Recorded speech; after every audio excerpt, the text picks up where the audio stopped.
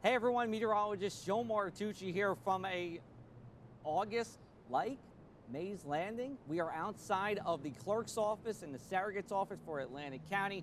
We have the drop-off ballot right behind me because we have our election day forecast. Let's talk about what we have here across the region.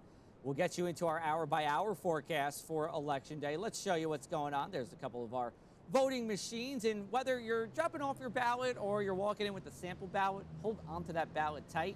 It is going to be breezy. Otherwise, a return to normalcy. 80 degrees, not normal in early November here. It's going to be more in the 40s and 50s during the day as you go into Tuesday here. And we do have an overall mostly sunny to partly sunny sky during the morning, clearing sky as we go into the afternoon here. Let's take a look at some of our records that were broken over the weekend, because it was plenty warm, and not just during the day, but at night as well. In fact, Saturday at Atlantic City, we had the record warmest low temperature, 64 degrees. You go to Sunday, we broke that record. So we tied the monthly record on Saturday, broke it on Sunday by 2 degrees here.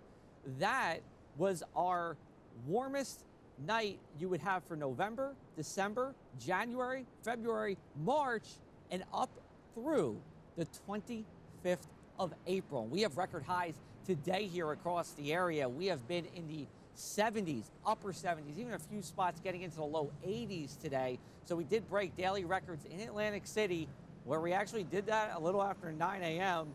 EHT in Millville did that as well, right around 10:30 a.m. this morning. So we didn't need much time to get to those records. A cold front did pass today. However, it really didn't do that much. It really just changed our wind direction, so it did dry us out, but it didn't cool us down. That's going to be with the second cold front that does pass overnight. You see Johnstown in the low 60s. We'll get into that as we go into this evening here.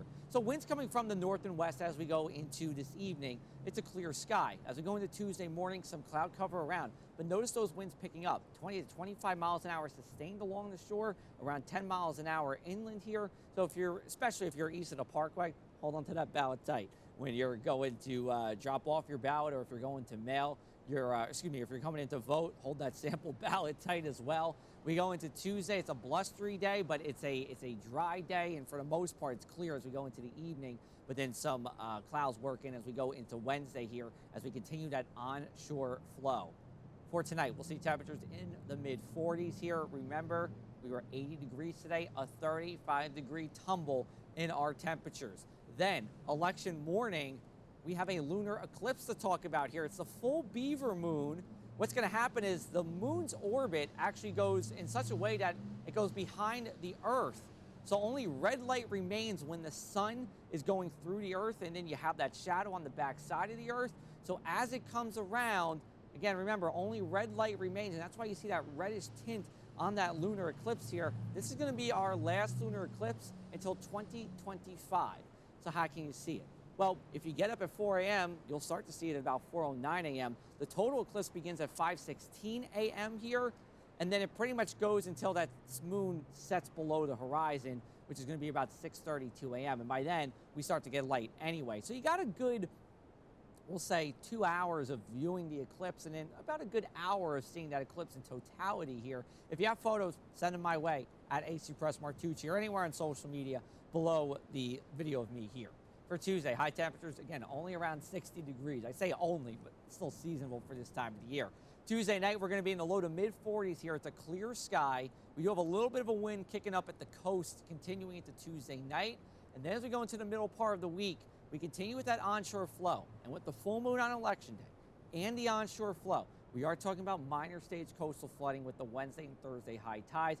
Doesn't look like it's going to be everywhere, but there will be some salt water on the roads in a couple of spots. Here's a look at your inland 7-day forecast. Get out and vote if you haven't on election day. 61 degrees. Hold on to that sample ballot tight, or hold on to that ballot tight if you're dropping it off, like right here behind me in Mays Landing. Then Wednesday and Thursday, mostly sunny days, much warmer on Thursday. We'll make a crack for 70 on Friday. This is going to be the next weather maker here. Subtropical storm Nicole is going to go into Florida and then come up the East Coast. Still a little too early to be told in terms of exact details, but it does look like we get wind, rain, and coastal flooding. Whether it's going to happen on Friday or Saturday, too early to be told, but I will say this.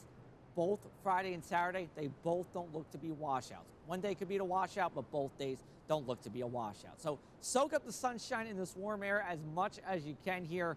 It's changing as we go into Tuesday, probably our warmest day until sometime next spring. So hope you enjoyed this. Hope you enjoyed this weekend, and we'll talk to you soon on Tuesday morning.